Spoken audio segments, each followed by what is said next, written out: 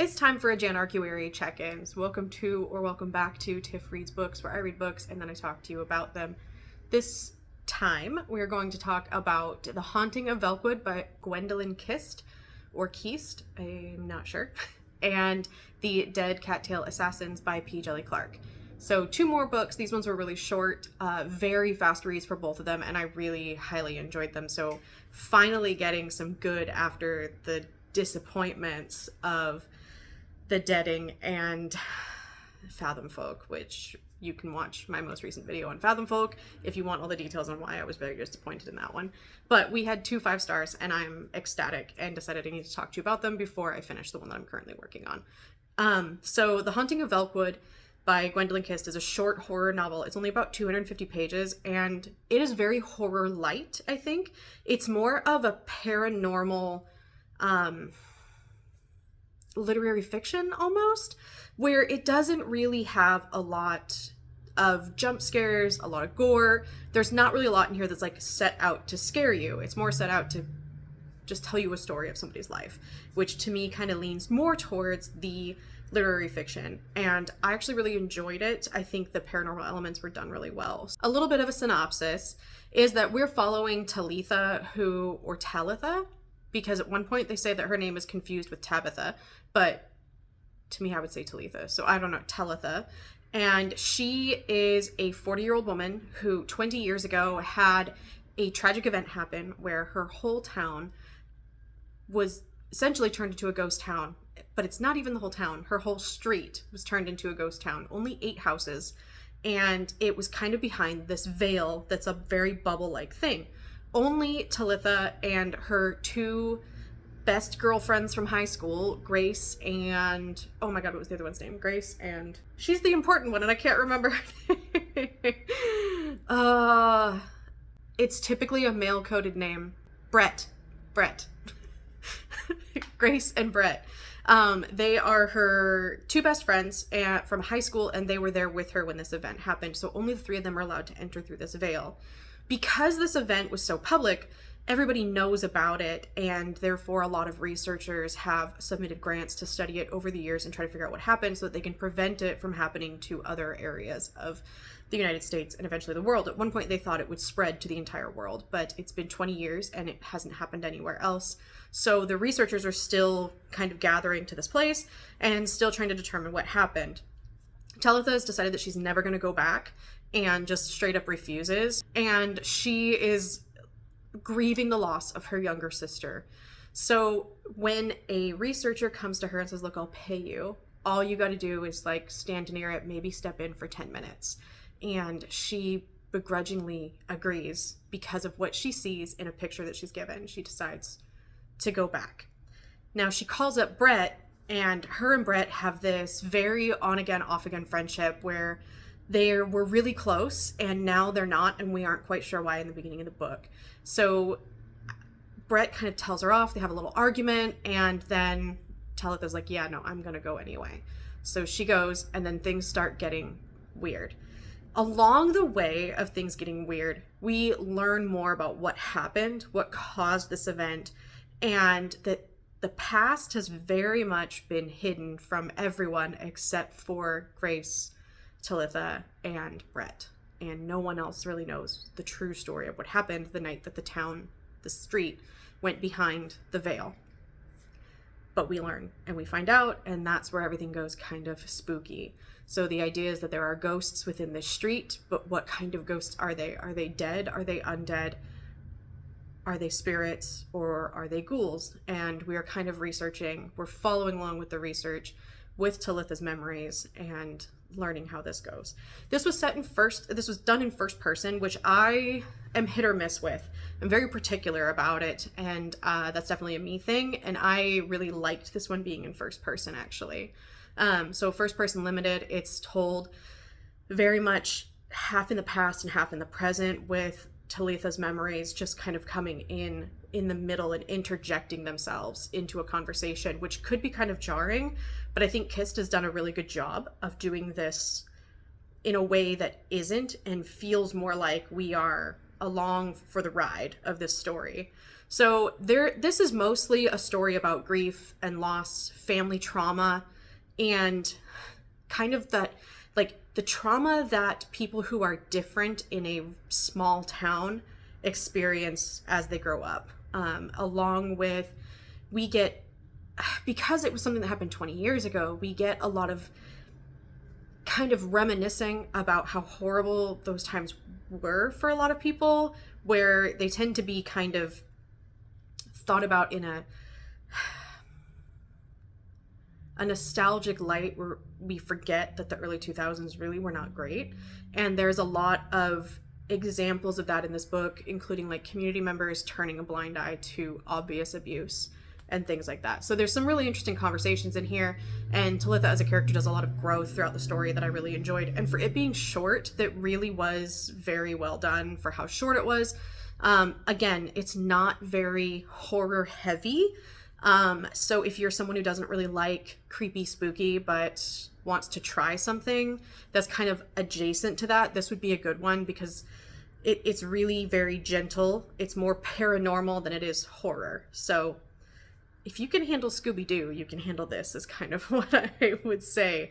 It's more about the horror of humanity itself than it is about spooky ghosts. So that was The Haunting of Velkwood. It comes out, I can't remember because I've read too many of these now. I will put it here. I should have looked ahead of time, so I will put it here. And that's when it comes out. I also couldn't find an artist listed anywhere in the ARC for the cover. That brings us to the next one, which I absolutely loved. This is my second Djèlí Clark. This is the Dead Cat Tail Assassins. This one, I believe, comes out April? This one comes out April 23rd. There's another one that comes out February 23rd. This one comes out April 23rd. So this one, you got a little longer. I hard recommend pre-ordering it. The Dead Cat Tail Assassins. Okay, so this is another short book, and so it's really hard to talk about without spoiling it, because it's only 200 pages, and it's a high fantasy in 200 pages. Djèlí Clark is such a good writer. His world building is so just solid for such a short work.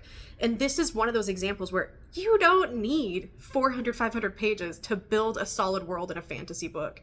This book has like clear and coherent and consistent world, like politics and a pantheon and cults of those gods and goddesses, and they are all like clear as day to us in 208 pages, as well as following our main character. There's no info dumps.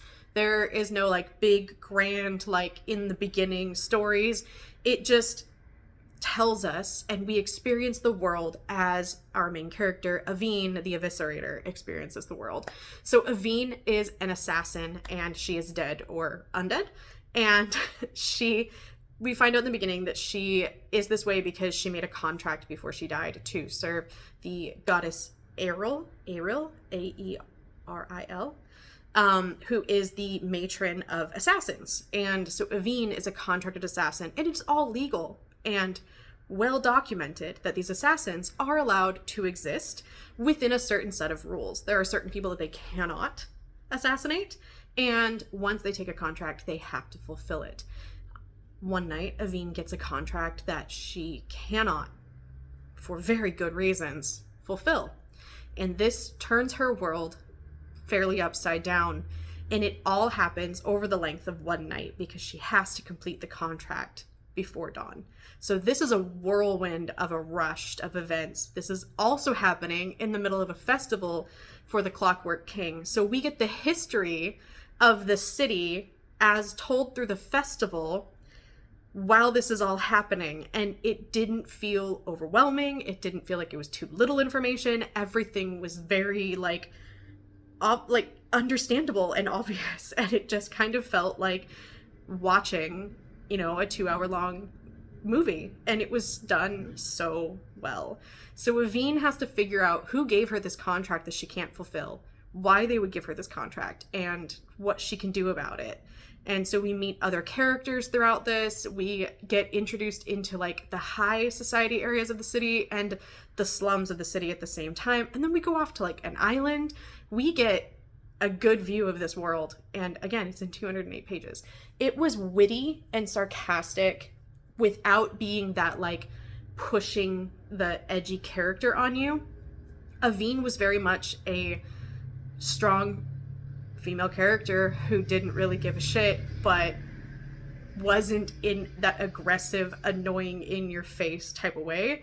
It was very clear why she was that way, and it was also very clear that that was just a front. She was just also had to be that way as part of her existence.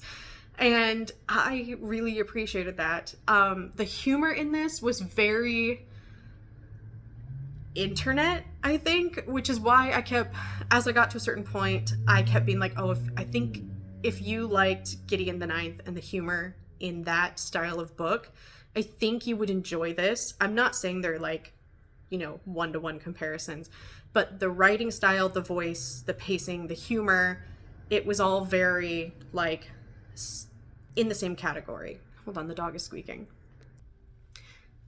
It's all the same kind of genre of humor, I think, where you have little one-liners shoved in. We get a very kind of conversational writing style when it comes to Aveen, and I really appreciated it, and I thought it was really funny.